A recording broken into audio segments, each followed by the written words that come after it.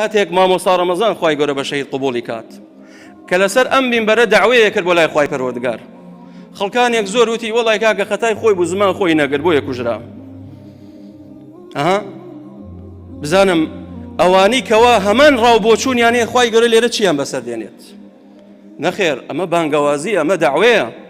سژ نەکرێی، بەخوا ئەکوژرێی، بەخوا دەربەدەرەکرێی، هەموو شتێکت بەسەرا دێت. چاوەڕوان بە، چونکە وا نەزانی فەرشی سوورت بۆ ڕاخن. ئینسان کە ساڵح بوو بۆ خۆیەتی، بەڵام کە موسڵح بوو هەوڵی چاکسازیدا، دائیمە کۆمەڵێ خەڵک دەبێتە دوژمنی. ئیتر ئەو دوژمنانە ڕەنگە ئەلمانی بن، ڕەنگە بێدین بن، ڕەنگە جێندەرەکان بن کە ئێستا پەیابوونە، ڕەنگە کەسانی شەخصپەرست و قەبرپەرست بن. ئێخۆ مامۆستا باسی چی کرد لەسەر مینبەر؟ خەڵکی بان کرد بۆ لای خوا، داعی بوو بۆ لای خوا.